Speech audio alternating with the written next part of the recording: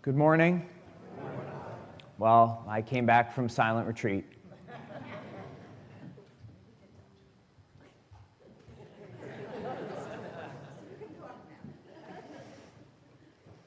That's it. Yeah, it was really a beautiful time. Thanks for many people assured me of their prayers before I was going.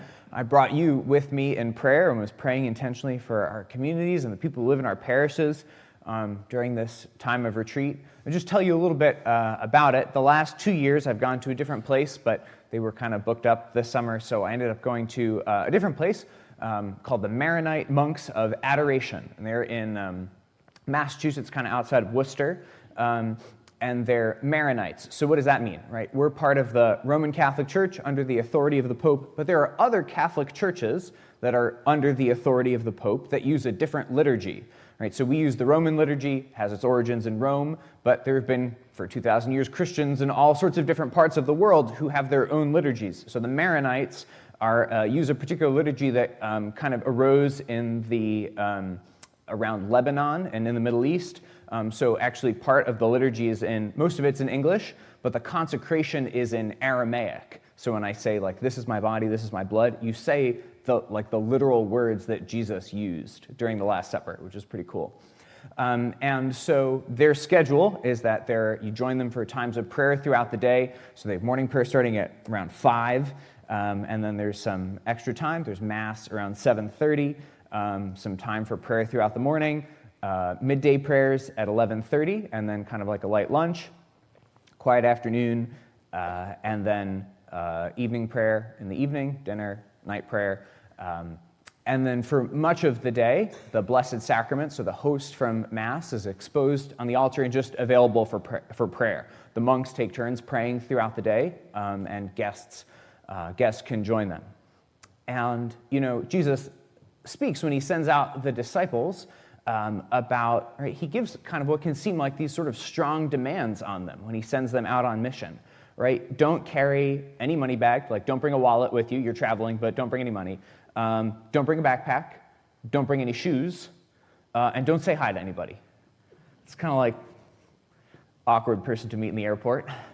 Right? Why does he do that? Right? He does that because often we're distracted. And we can, right, because the mission is challenging sometimes, right, it's easy to kind of cling to things instead of to Jesus, right? And this is kind of the purpose of a silent retreat, is, right, when you take a break from all of the voices, all of the things that kind of surround us and distract us, you can start to become aware of what's really going on in your heart, right? Even if you never get distracted by your phone, and you don't waste any time in your life scrolling through things, all of us have, right? We have fears that can guide or control us. We can have sort of desires that push us around. We can have sort of attachments to what other people think, right? Some of us are like a little hyperactive. Some of us are kind of sluggish. We don't know what to do with our lives.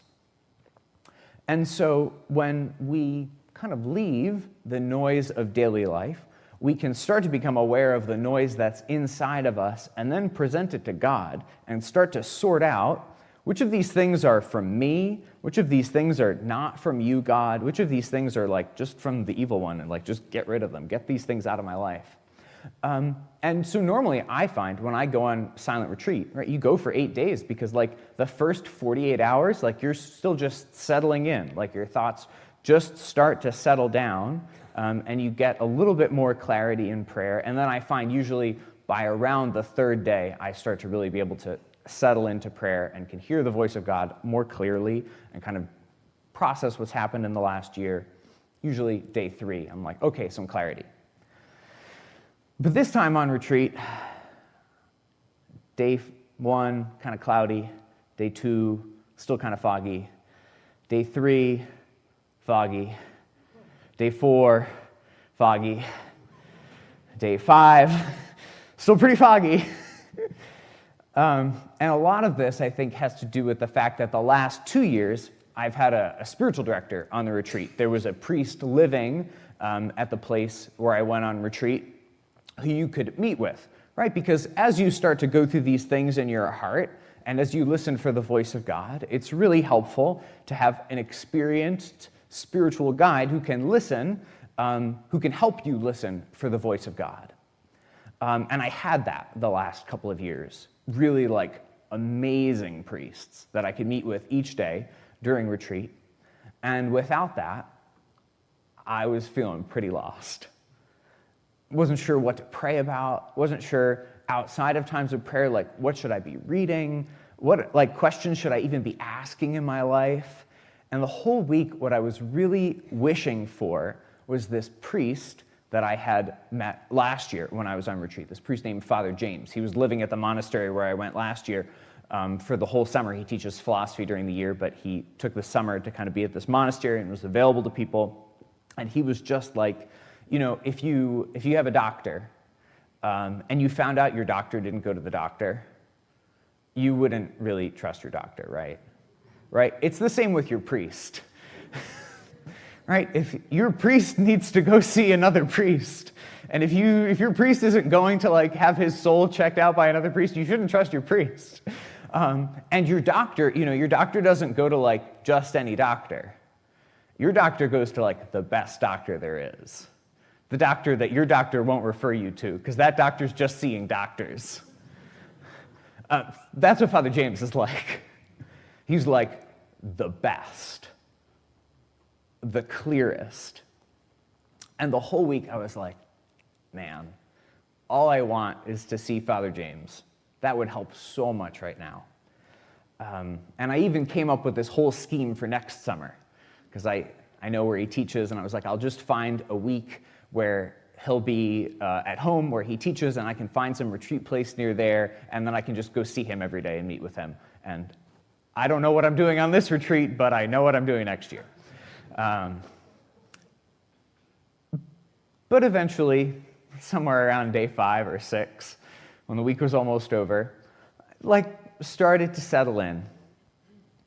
And I just actually went through a lot of my notes from the retreat last year. What questions was I asking last year? Where am I now compared with these things, compared with last year?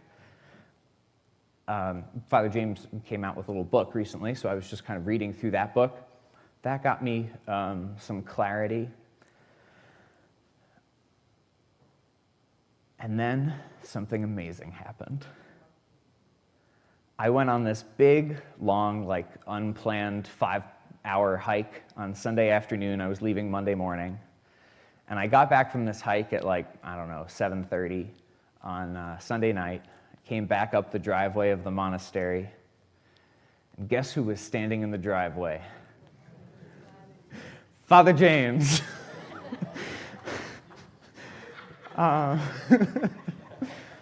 Which is really the probability is impossible, because this monastery is in the middle of nowhere in Massachusetts, and he lives in Washington, D.C. So after all this, I was well, that's great. I'd love to meet with him. But first of all, Father James meets thousands of people every year. And it's in the small world of Catholic spiritual direction, kind of a big deal. And also, he's not here to meet with people. He's here to go on his own retreat. So I'm going to have to grovel to meet with him for 10 minutes.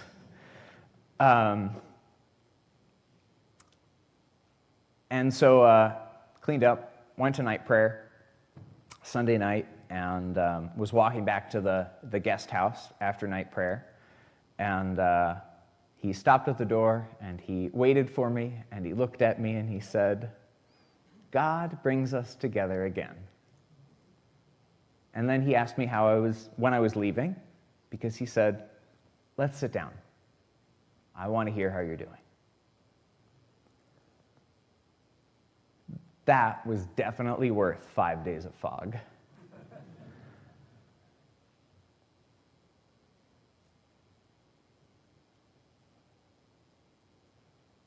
God wants us to cry out to him in our need. to be honest and like children before him about what we desire and what we need, because he is our Father.